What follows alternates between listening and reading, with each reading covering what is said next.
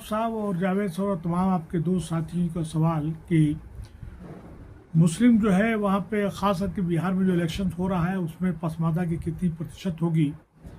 देखिए, बिहार में 18 से लेकर 22% मुस्लिम आबादी है, उसमें से 85 टू लेकर 90% पसमानदा समाज के लोग हैं और पसमानदा समाज के लोग जो है बहुत ही इम्पोर्टेंट फैक्टर होने जा रहा है, इसमें कोई दो राय नहीं है।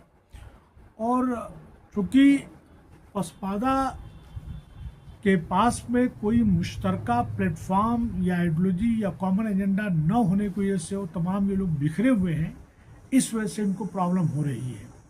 आपका सवाल ये कि मुस्लिम समाज में आज के डेट में किस तरह से लोगों को अपना करना चाहिए। अभी रिसेंट जो है सदाकत आश्रम में जो कल परसों जो मीटिंग हुई है, आपने देखा कि यहाँ तक कि कांग्रेस ने मौलाना मजहरुल हक के साथ साथ में मौलाना अबुल कलाम आज़ाद साहब को भी इग्नोर कर दिया। तमाम हमारे फ्रीडम फाइटर्स या मुस्लिम मुजाहिदीन आज़ादी थे जो आइकॉन्स थे, उनका कहीं पे भी उनका पोस्टर्स या फ्लैक्स पे कहीं नाम निशान नहीं था।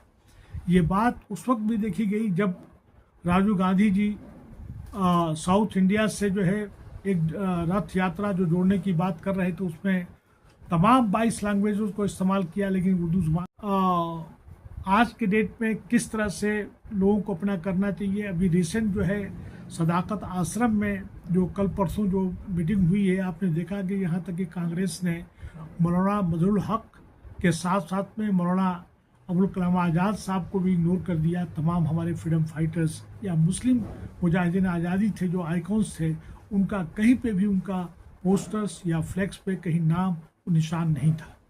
ये बात उस वक्त भी देखी गई जब राजीव गांधी जी साउथ इंडिया से जो है एक रथ यात्रा जो जोड़ने की बात कर रहे थे, उसमें तमाम 22 लैंग्वेजों को इस्तेमाल किया, लेकिन उर्दू ज़ुबान वहाँ पे नहीं थी। उसी तरह से तमाम हमारे फ्रीडम फाइटर्स, ख़ास करके अबुल कलाम आज़ाद, मुख्तार अंसारी और उसके साथ साथ हसरत मोहानी वगैरह जैसे लोग नहीं थे, उसको भी इतराज़ उठाया है। अब आपका सवाल ये है कि पसमानदा जो है कितना इम्पोर्टेंट फैक्टर हो सकता है। पसमानदा बहुत बड़ा इम्पोर्टेंट फैक्टर हो सकता है, शर्त यह है कि वो पब्लिक डोमेन में आके अपने तमाम मुद्दे को रेज करें। आज देखिए कि अबुल कलाम आज़ाद की बात और मौलाना मजहरुल हक की बात कही गई, लेकिन किसी ने अली हुसैन आसिम बिहारी, अबुल क़य्यूम अंसारी, बतख मियां अंसारी जिन्होंने गांधी जी की जान बचाई थी, उसको किसी ने सवाल नहीं किया कि भाई इनके पोस्टर्स वगैरह वहाँ पे क्यों मिसिंग है। आपका ये कहना कि जनगणना से मुस्लिम समाज में जो अभी जो लोग बात कर रहे हैं कि भाई क्या कॉस्ट सेंसस होना चाहिए, नहीं होना चाहिए, कॉस्ट सेंसस बिल्कुल होना चाहिए। इससे मुसलमानों को, ख़ासकर से पसमानदा तबकात को ये पता चलेगा कि हमारी जो है कितनी शराकत होनी चाहिए और कितनी हमारी शराकत है।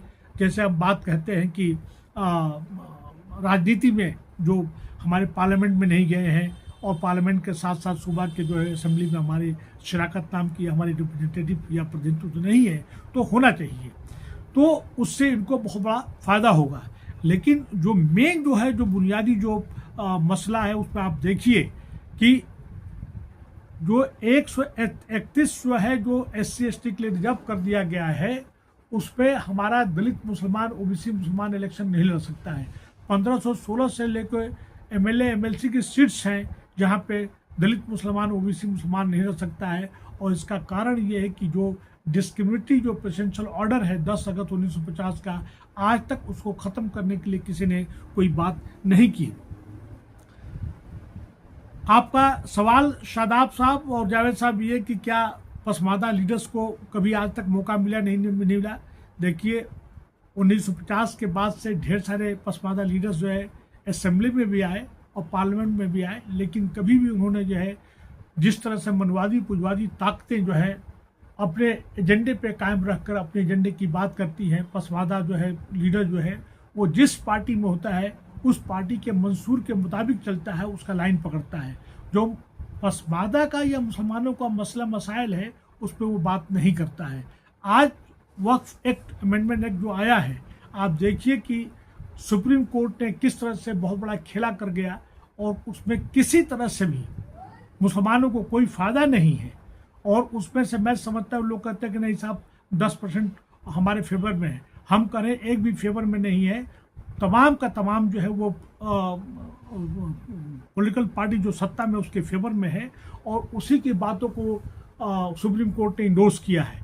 एक तरह से ये रिलीजियस बिल था, इसको जो है धार्मिक या रिलीजियस बिल न करके इसको जो है कॉमन बिल के तौर पे या आम जनता का बिल बना दिया गया है और सीधे जो है ये हमारे मजहब पे चोट है और ये आर्टिकल 26 जो कॉन्स्टिट्यूशन आइन का है उसके ये खिलाफ है।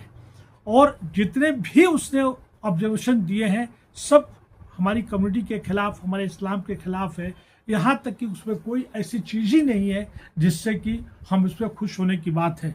आखिर में एक बात जो मैं कहना चाहता हूँ कि मुसलमान जो है, जो खास कर पसमानदा जो है बिहार में बहुत बड़ा इंपॉर्टेंट रोल प्ले करेगा। शर्त यह कि इसका एक मुश्तरका, एक इसका कॉमन प्लेटफॉर्म हो, उसका कॉमन एजेंडा हो, कॉमन आइडियोलॉजी हो और वो जो है तभी हो सकता है जब तमाम पसमानदा लीडर्स एक्टिविस्ट एक साथ बैठेंगे और एक कॉमन एजेंडा बनाएंगे।